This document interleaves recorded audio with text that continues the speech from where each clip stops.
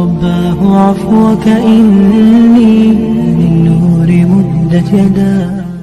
السلام عليكم ورحمة الله وبركاته. نحمده ونصلي على رسوله الكريم أما بعد. قال النبي صلى الله عليه وسلم الصوم جنة. নবী করিম সাল্লাল্লাহু আলাইহি ওয়াসাল্লাম বলেন, রোজা হলো ঢাল। যুদ্ধের ময়দানে ঢালের প্রয়োজন হয় শত্রুর তীর তলোয়ারের আঘাত থেকে নিজেকে রক্ষা করার জন্য। তাহলে রোজা ঢাল কোন মানে কিসের থেকে আমাদের রক্ষা করতে হবে? রোজা হলো ঢাল। ঢাল এই জন্য ব্যবহার হয় যাতে আমার শরীর, আমার অঙ্গ প্রত্যঙ্গ সংরক্ষিত থাকে, কোন রকমের ক্ষয়ক্ষতি না। আর রোজা এমন ঢাল যেন আমার তাকওয়ার কোনো ক্ষয়ক্ষতি না। কারণ তাকওয়া ছাড়া জান্নাতে যাওয়া যাবে না। তাহলে জান্নাতে যাওয়ার উপযুক্ত বানিয়ে আমাকে দুনিয়া থেকে যেতে হবে। জান্নাতি বানানোর জন্য যে গুণ দরকার, সেই গুণটা থেকে সংরক্ষিত করার জন্য, হেফাজত করার জন্য এই রোজাগুলো ঢালের মতন কাজ করে। ঢাল রোজা যখন সে রাখবে, রোজার পবিত্রতা সে রাখবে, রোজার সমস্ত সুন্নাত মুস্তাহাব সবকিছু বিষয়টাকে সামনে রেখে রোজার আদবগুলো বজায় রাখবে। তখন কি হবে? আমার অঙ্গ প্রত্যঙ্গ যেগুলো দুনিয়ার কাজে ব্যবহার হয় সেগুলো প্রদূষিত হবে না, নোংরা হবে না, পাপ হবে না। রোজার পর থেকে আল্লাহ পাক আমার অঙ্গ প্রত্যঙ্গ, আমার নাফসকে পবিত্র রাখে। এই মর্মে রোজাটাকে ঢাল বলা হয়। তো আমাদের তো রোজাটাকে খুব পবিত্র পরিচ্ছন্ন রাখতে হবে।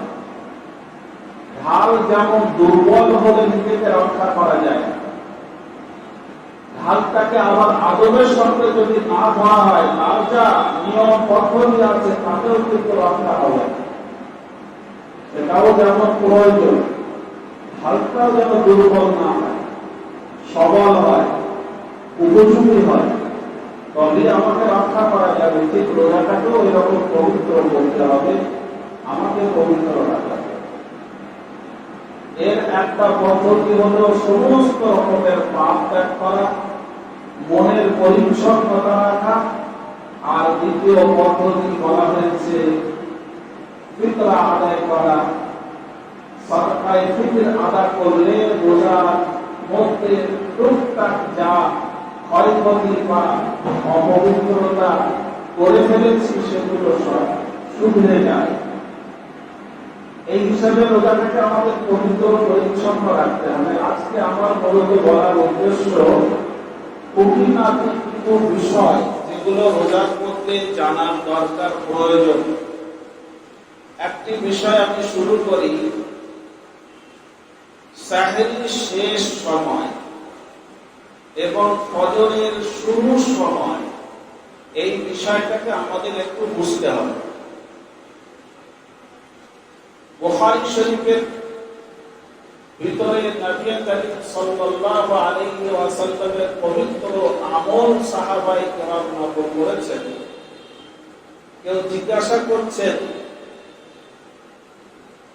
যে আপনার বা নবী করিম সাল্লাল্লাহু আলাইহি ওয়াসাল্লামের সাহরি শেষ করা আর ফজরের নামাজ শুরু করার মাঝখানে কত সময়ের ব্যবধান থাকতো, জিজ্ঞাসা করেছেন। তো সাহাবায়ে কেরাম তারা বলছেন যে 50 কোরআন শরীফের 50টি আয়াত পড়া পরিমাণ যতটা সময় লাগে। বুজুর্গানে দ্বীন, উলামায়ে হাক্কানি তারা দেখেছেন যে 50 আয়াত পড়তে 5 মিনিট সময় লাগে বেশি বেশি। সুতরাং সেহরির শেষ 5 মিনিট আগে আমাকে করতে হবে ফজরের সময়ের আগে। যেখানে লেখা আছে ফজরের সময় 4:07, তাহলে আমার সাহরি শেষ করতে হবে 4:02। এটা মনে রাখতে হবে। রোজার পবিত্রতার জন্য রোজাটা যেন ফজরের ওয়াক্তের ভিতরে না এসে যায় সাহরি খাওয়াটা, তাহলে রোজাটাই হলো না। রোজাটাকে পবিত্র রাখার জন্য, রোজাটাকে সঠিক জায়গায় রাখার জন্য 5 মিনিট আগে হুজুর সাহরি শেষ করে দিন।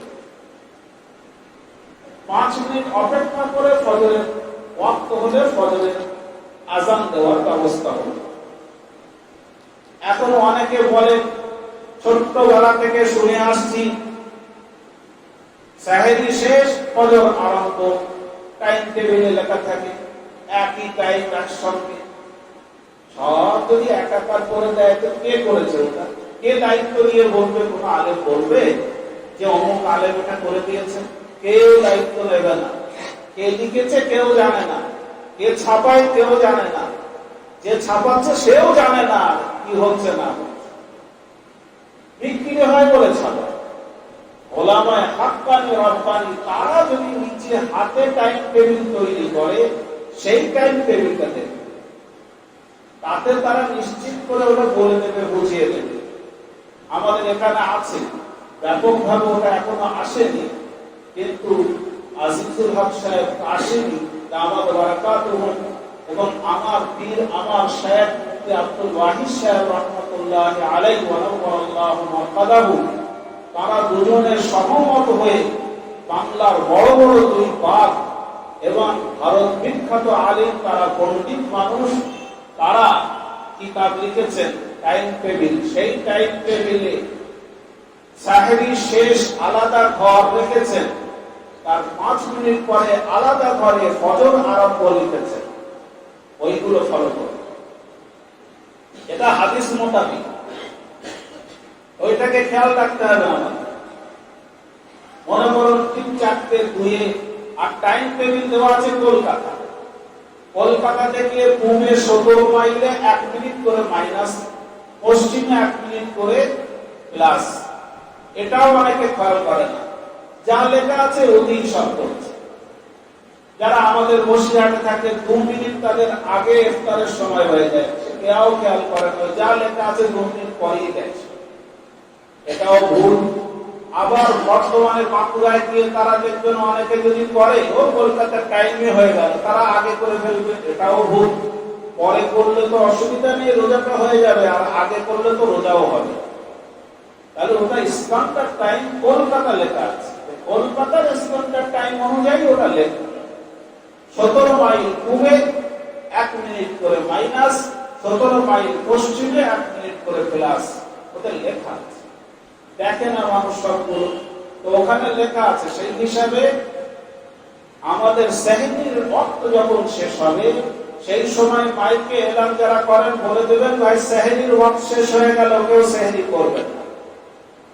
তার 5 মিনিট পরে আযান। এটা হলো সহিহ মত। এই ব্যাখ্যাটা খুলে বলা হয় না বলে আমরা বুঝতে পারি না।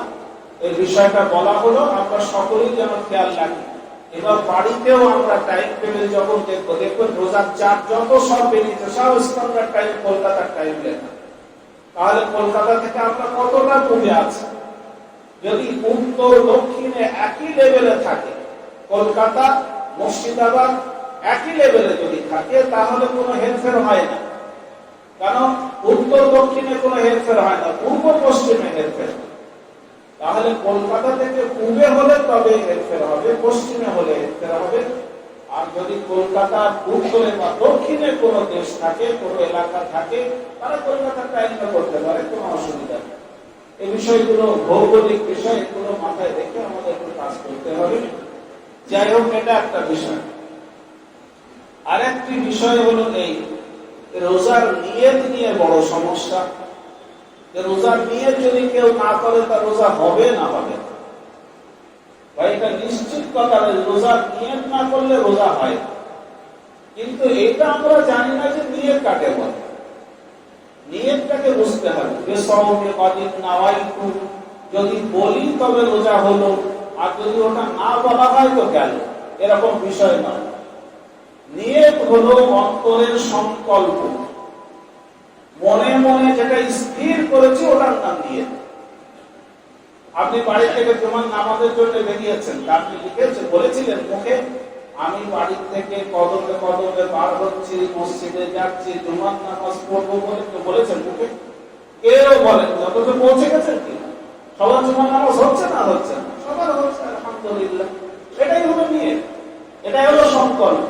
আপনি যোহরের নামাজ, ফজরের নামাজ, এশার নামাজ যখন পড়তে আসেন বাড়ি থেকে কি বলেন? আমি কিন্তু এশার নামাজ পড়তে যাচ্ছি, তবে আমার যাওয়াটা ঠিক হবে, নিয়ত সহি হবে, তবে এশার নামাজ সহি হবে। এরকম বিষয় নয়, এরকম নয়। অন্তরের সংকল্প বলেই তো ওযু করে এখানে আসছে, এটাই নিয়ে। তবে কিছু কিছু ক্ষেত্রে, বৃহৎ বড় আমলের ক্ষেত্রে নবীজি সাল্লাল্লাহু আলাইহি ওয়াসাল্লাম জবানে নিয়ত করাটাকে পছন্দ করেছে। যেমন হজের সময় আল্লাহুম্মা ইন্নী উরিদুল হজ্জা ওয়াল উমরাতা ফায়াসসিরহুমা আলী, এটা হুজুর জবানে বলেছে। এটা বৃহৎ কাজ, মনের সংকল্পটাকে আরো মজবুত করার জন্য এটা বলতে হবে। তবে হ্যাঁ, মুখে বলে নেওয়াটা ভালো। এই জন্য ভালো যে মানুষের মন এলোমেলো, হাজারো ফেকেরা চিন্তা নিয়ে মানুষ ঘরে, তাই সেটাকে চিন্তাটাকে একমুখী করার জন্য আমরা বলে নেব মুখে। নামাজের আগেও যদি বলে নেই আমি আজকে যোহরের 4 রাকাত ফরজ পড়ছি, কি জুমার নামাজ পড়ছি, বলে নেওয়াটা ভালো। কারণ আজকাল মানুষের যে অবস্থা, নামাজ পড়ে যে সালাম ফিরলে জিজ্ঞাসা কি নামাজ পড়লেন, সঙ্গে সঙ্গে যদি উত্তর দিতে পারে যোহর পড়েছে, তাহলে তার নিয়ত আছে। আর যদি মাথা চুলকায় তাহলে বুঝতে হবে তার নামাজ হয়নি, কেননা সে কি নামাজ পড়েছে সেও জানে না। এই চিন্তা করে বলছে যে দেখি কি নামাজ পড়লো, যোহর হলো না, হ্যাঁ এটা যোহর হয়েছে, তাহলে তার নিয়ত কোথায় হবে? এই জন্য নিয়ত হলো অন্তরের পাকা সংকল্প। সেটা যদি থাকে তাহলে সালাম ফেরানোর পরে জিজ্ঞাসা করলে সঙ্গে সঙ্গে বলতে পারবে। তো এই নিয়তটাকে একমুখী করার জন্য, নিশ্চিত করার জন্য মুখে বলে নেওয়াটা ভালো। কিন্তু যদি না বলে যে হবে না, এরকম বিষয় না। যাই হোক, এটা নিয়ত। এখন নিয়ত করবেন কখন? একটা লোক শুয়ে পড়লো, পাক্কা নিয়েছে কাল রোজা রাখবো, কিন্তু সেহরি খাওয়া হলো না। এখন যা, তাহলে কি করে রোজা হবে? সেহরি খেলে না খেলে তো রোজা হবে না, এরকম কিছু মানুষ আছে। এটা ভুল ধারণা। সেহরি না খেয়েও রোজা হয়, সেহরি না খেয়েও রোজা হয়। শুরুতে ইসলামে ঘুমানোর আগে খাওয়া যেত, ঘুমিয়ে পড়লে রোজা অবস্থা, রোজার জন্য আর খাওয়া যাবে না, সেহরি খাওয়ার নিয়ম ছিল। একজন সাহাবী সারা দিন মেহনত করে রোজা অবস্থায় বাড়িতে এসেছে, ইফতার করবেন, খাবেন। তো বিবিকে বলছে খাওয়ার জোগাড় আছে? বলে না, আমি নিয়ে আসছি, আপনি একটু বসুন। এসে দেখে চোখ লেগে গেছে, ঘুমিয়ে পড়েছে। ও এসে বললো হায় হায় যা, তাহলে তার সারা রাত খাওয়া হবে না। শুরুতে এরকম নিয়ম ছিল শরীরে, চোখ লেগে গেলে আর খাওয়া যাবে, তাহলে সে রোজা কি হতো না? সেখানে তো সেহরি হতো না। জেগে থাকে, জাগার আগে, ঘুমানোর আগে যত পারো খেয়ে নাও, কিন্তু চোখ লেগে গেলে আর খাওয়া যাবে না। তবে সেটা রহিত হয়ে গেছে, সেই হুকুম আর এখন নেই। তো সেহরি না পেলে রোজা হবে না এরকম বিষয় নয়, রোজা হয়ে যাবে। নিয়ত যেহেতু আছে রোজা হয়ে যাবে, কিছু না খেলেও রোজা হবে। তবে সেহরি খাওয়াটা বরকত। নবীজি সাল্লাল্লাহু আলাইহি ওয়াসাল্লাম সেহরির জন্য ডাকতেন আর বলতেন এসো রমজান মাসের দুপুরের খাওয়া খেয়ে নেবে, এসো। রমজান মাসের দুপুরের খাওয়া বলতেন হুজুর, সেহরি করা। এবং বলতেন ইন্না ফিস সুহুরি বারাকা, আল্লাহ পাক এর মধ্যে বরকত রেখেছেন। একটু সামান্য কিছু খেলেই হলো, পানি হোক তাও ভালো, সারা দিন তোমার একটা রোজার মধ্যে শক্তি পাওয়ার আল্লাহ পাক করে, এটা বরকত। এই জন্য সেহরি করা তো উত্তম। যদি কেউ না করতে পারে কোনো সমস্যা নেই, তার রোজা অক্ষত থাকবে, রোজা তার হবেই, কোনো সমস্যা নেই। একটা বিষয় মনে রাখতে হবে, নিয়তের জরুরত কখন। একজন এখনই জিজ্ঞেস করছিল যে প্রতিদিন কি নিয়ত করতে হবে? না, এক মাস যারা রোজা রাখার নিয়ত আছে, প্রতিদিন তো সম্পর্ক তার আছে, এটাই তো তার নিয়ত। কিন্তু সমস্যা কখন হয়, একটা লোক হঠাৎ করে অসুস্থ হয়ে পড়ে, এখন ডাক্তার বলেছে ভাই কটা দিন রোজা রাখা যাবে না, তুমি দুর্বল তো, রোজা রাখলে আরো তুমি হয়ে পড়বে, দুর্বল হয়ে পড়বে।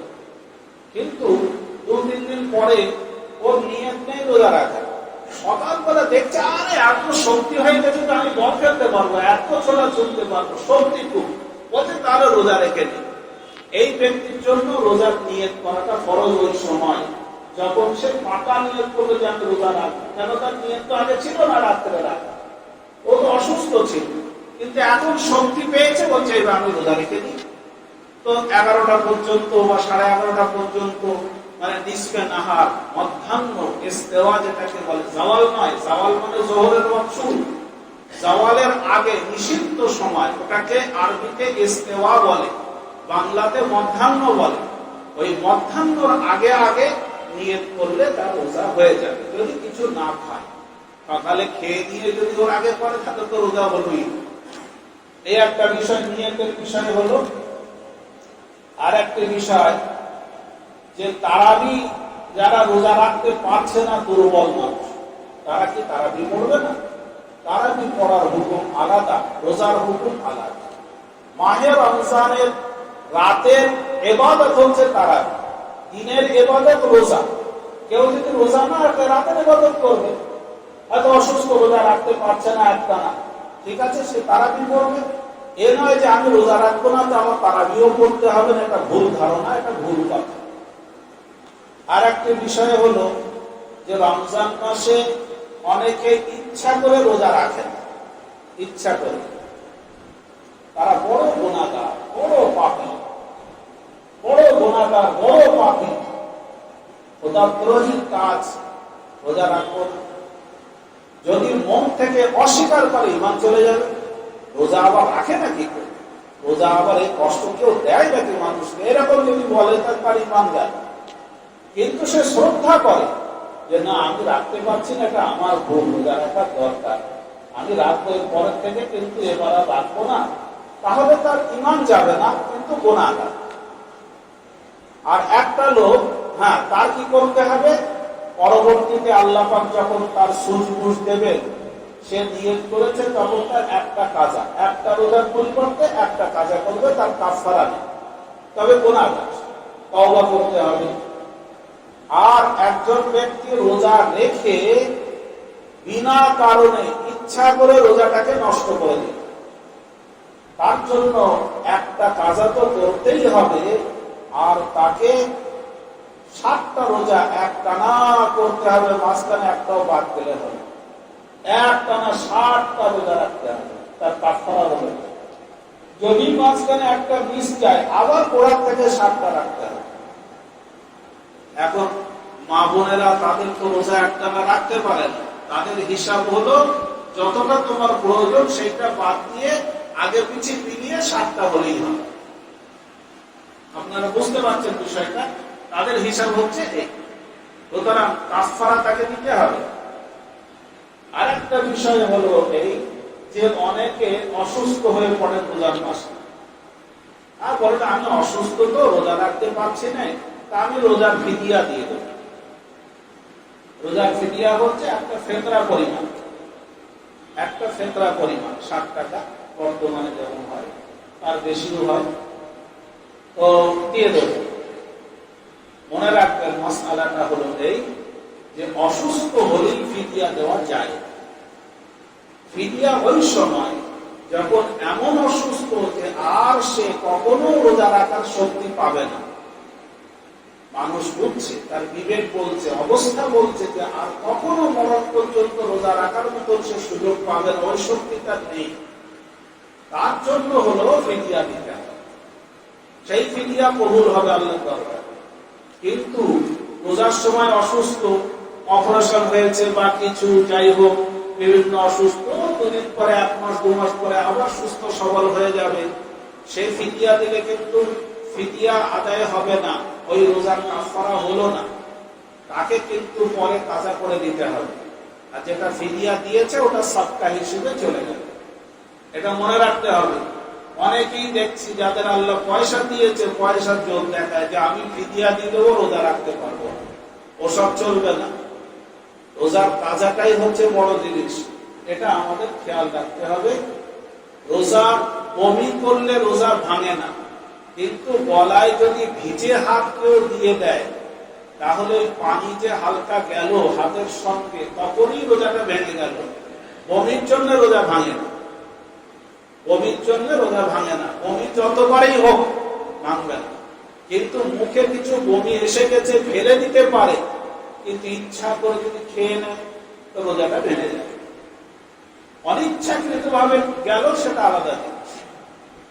শরীরের মধ্যে সরাসরি পেটের ভিতরে যদি কোনো কিছু ঢুকিয়ে দেওয়া হয় বা সরাসরি ব্রেনের ভিতরে কিছু ঢুকিয়ে দেওয়া হয়, ঔষধ বা কোনো কিছু, বা পেশাব পায়খানার ভিতর দিয়ে যদি কিছু দেওয়া হয় তাহলে রোজা ভেঙে যায়।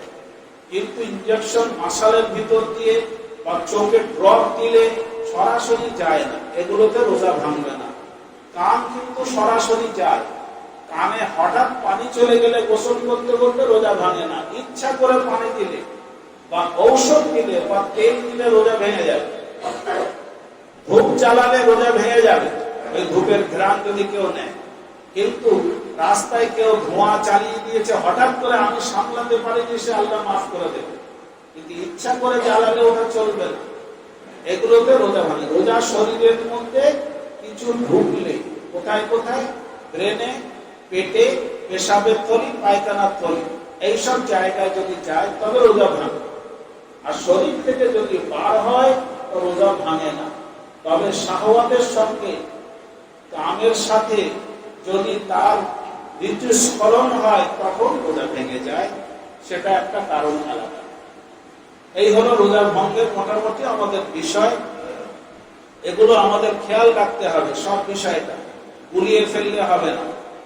রোজার ভিতরে কেউ হয়তো ইনজেকশন নিচ্ছে, ইনজেকশনটা মাসালে নেয়, এতে কোনো অসুবিধা নেই। রক্ত শিরার মধ্যে ইনজেকশন নেয়, এতেও কোনো অসুবিধা নেই, এতে রোজা ভাঙে না।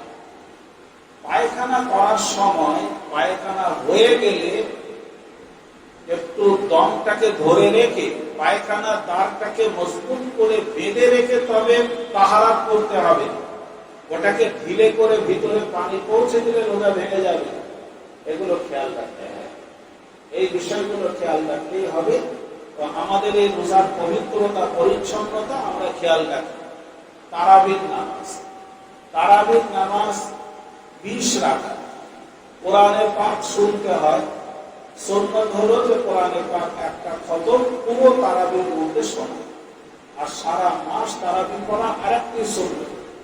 হয়তো কেউ 15-তে শেষ করে দিল, 27-এ কি 26-এ শেষ করে দিল, বাকি তারাবি পড়বো না তা নয়, তারাবি কিন্তু পড়তে হবে সারা মাস। আর খতম একটা আলাদা সুন্নাত। কেউ খতম না করতে পারলে সুন্নাত একটা ছেড়ে যাবে, সে আলাদা তারা হোক বা ছোট সূরা দিয়ে হোক সে তারাবির নামাজ পড়ে দেবে। জামাতে যারা তারাবি পড়তে পারছে না, একা একাও পড়ে নিতে হবে। বেতেরের নামাজটা সেই ক্ষেত্রে শেষে পড়া ভালো। কেউ যদি আগে পড়ে নেয় তাও তারাবির নামাজ হবে।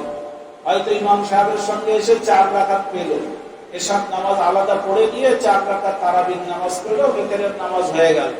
তো বাকি যে 16 রাকাত পরে পড়বে কোনো অসুবিধা নেই, মাঝখানে বেতের হলে অসুবিধা নেই। তবে বেতেরের নামাজটা শেষে করাটা উত্তম। নবীজি সাল্লাল্লাহু আলাইহি ওয়াসাল্লাম বলেছেন যে রাতের নফল নামাজের শেষে বেতেরটাকে রেখে। অনেকের ঘুম ভেঙে যায় নিশ্চিত ভাবে, তাদের তো তাহাজ্জুদের পরেই বেতেরের নামাজ পড়াই ভালো। অন্য সময়, রোজার সময়, রোজার সময় তো জামাতে ইমামের সঙ্গে পড়া দরকার। কিন্তু কেউ যদি হঠাৎ করে তারাবির নামাজ হয়ে গেল, ও বলছে আমার খুব পেটের অসুবিধে বা কোনো কারণে বাড়িতে চলে গেল বেতের না পড়ে, এতে গুনাহ হবে না, এটা মুস্তাহাব ছেড়ে গেল। প্রয়োজনের জন্য গেলে আল্লাহ মাফ করে দেবেন, একা একা সে পড়ে যাবে। বেতেরের নামাজ একা হলেও পড়তে হবে। এশার নামাজের ওয়াক্ত অর্ধরাত্র পর্যন্ত সহিহ। তারপরে মাকরুহ, কিন্তু পড়তে হবে, কাজা হবে না। সেহরি যতক্ষণ, এশার ওয়াক্ত ততক্ষণ, এটা মনে রাখতে হবে। তারাবির নামাজের 4 রাকাতের পরে দোয়া করা হয়, ইমাম সাহেব দোয়া করে, দোয়া পড়া হয়। কি দোয়া পড়বে? সুবহানাদিল মুলকি ওয়াল মালাকুত, সুবহানাদিল ইজ্জতি ওয়াল আযামাতি ওয়াল কিবরিয়াই ওয়াল জাবারুত। এই দোয়া সব কিতাবে লেখা আছে, ফতোয়ায়ে শামিতে লিখেছে, তা সব জায়গায় এসে গেছে। কিন্তু ফুকাহায়ে কেরাম, ফাকিহগণ, উলামায়ে কেরাম তারা সকলেই একমত যে নির্দিষ্ট কোনো দোয়া নেই।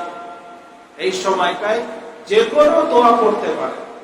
হযরত রশিদ আহমদ গাঙ্গোহী রাহমাতুল্লাহ আলাইহি উনি সুবহানাল্লাহ ওয়ালহামদুলিল্লাহ ওয়ালা ইলাহা ইল্লাল্লাহ ওয়াল্লাহু আকবার এই তেসরা কলেমাটা উনি পড়তেন 4 রাকাতের মাঝখানে। হযরত আশরাফ আলী থানভী নওয়ারাল্লাহু মারকাদাহু তিনি 25 বার দরুদ শরীফ পড়তেন ওই মাঝখানে। আবার কেউ তাসবিহ পড়ে, কোনো অসুবিধা নেই, আপনি সুবহানাল্লাহ পড়তে পারেন, হয়তো ওই দোয়া মনে নেই, আপনি সুবহানাল্লাহ সুবহানাল্লাহ পড়তে থাকুন, আলহামদুলিল্লাহ আলহামদুলিল্লাহ পড়তে থাকুন, আল্লাহু আকবার পড়তে থাকুন, কোন সূরা পড়ুন, কলেমা শরীফ পড়ুন, যে কোনো একটা পড়া যাবে, কোনো অসুবিধা নেই। মদিনা মুনাওয়ারাতে এক সময় ওই 4 রাকাতের পরে ইমাম সাহেব যে সময় বিরতি রাখে, ওই সময় নিজে নিজে 4 রাকাত নফল নামাজ পড়ে। ইমাম মালিক রাহমাতুল্লাহ এই মতটা নিয়েছেন, 4 রাকাত নফল নিজে নিজে পড়েন, আবার তারপরে ইমাম সাহেব 4 রাকাত একসঙ্গে পড়াবেন। তাহলে 20 রাকাত জামাতের সঙ্গে হলো, আর 16 রাকাত মাঝখানে 4 রাকাত করে হলো, মোট 36। ইমাম মালিক রাহমাতুল্লাহ আলাইহির মতে। আমাদের এখানেও যদি কেউ করে, এটা নাজায়েজ, হারাম নয়, করলে করতে পারে। আবার মক্কা শরীফে 4 রাকাতের পরে এক সময় তারা ওই মাঝখানের সময়টা একটা তাওয়াফ করে নিত, তাওয়াফ করে আবার 4 রাকাত করে, এরকমও করে। যে কোনো দোয়া পড়া যায়, এটা নির্দিষ্ট কোনো দোয়া নেই, যে কোনো দোয়া পড়বে হয়ে যাবে। ওই দোয়াটা পড়লেও হবে, চেষ্টা করে ও পড়লেও হবে। উনি বলতেন রশিদ গাঙ্গোহী রাহমাতুল্লাহ আলাইহি যে ওই সুবহানাদিল মুলকি ওয়াল মালাকুত, এটা এই দোয়াটা পড়তে হবে, হাদিস শরীফের কোথাও নেই। কিন্তু এই সিফাত আল্লাহ পাকের এই বড় বড় গুণগুলো বিভিন্ন হাদিস শরীফের মধ্যে এসেছে। সেই গুণগুলো বলা, আকীদা আমাদের আল্লাহর জন্য বলা, ব্যক্ত করা, এটাও সওয়াব আছে। কিন্তু যে দোয়াগুলো, যে কলেমাটা হুজুর পাক জবানে পড়তে বলেছেন যে এর এই এই দেখি এই এগুলো পড়বে, সেইগুলো সওয়াব আরো বেশি। আর তার মধ্যে অন্যতম হচ্ছে সুবহানাল্লাহ ওয়ালহামদুলিল্লাহ ওয়ালা ইলাহা ইল্লাল্লাহ আল্লাহু আকবার। এই জন্য ওই পড়তে, কেউ দরুদ শরীফ পড়তে, যে যেমন পারে পড়বে, কোনো অসুবিধা নেই। হাত তুলে মোনাজাত করা, এটা করতেও পারে, না করলেও কোনো অসুবিধা নেই। শেষ 20 রাকাতের পরে পড়তে হবে, তাও বাধ্যতামূলক নয়, করলেও পড়া যায়, না করলেও যে হবে না তা নয়। ইমাম সাহেব যদি না করে, তো ইমাম সাহেবের ক্ষিপ্ত হওয়ার কোনো দরকার নেই। ওটা শরীয়তে করলেও করতে পারে, না করলেও করতে পারে। তবে একসঙ্গে সবাই করলো, কেউ জানে না দোয়া করতে, তারা আমিন বললো, দোয়া হয়ে গেল। আজকাল এরকম কথা আসছে সব, ওই দলবদ্ধ ভাবে দোয়া করা কোন হাদিসে প্রমাণ আছে? ঠিক আছে, নেই। কিন্তু ফরজ নামাজের পরে দোয়া কবুল হয়, এটা তো হাদিস পাকে আছে, সবাই জানে। সেই আশায় সবাই দোয়া করে। তবে হ্যাঁ, এই দোয়াতে বাধ্য করে দিলে কিন্তু বেদাতের আকার ধারণ করবে। ইমাম সাহেব যদি কোনোদিন প্রয়োজনে নামাজের পরে দোয়া না করে একটু জরুরতে বেরিয়ে যায়, অসুবিধা নেই, নিজেরা নিজেরা দোয়া করে নিন। কিন্তু যদি বলে ইমাম সাহেব আপনি দোয়া করলেন না কেন, আপনারা আর রাখা যাবে না, তাহলে কিন্তু এটা বেদাতের পর্যায়ে হয়ে যাবে।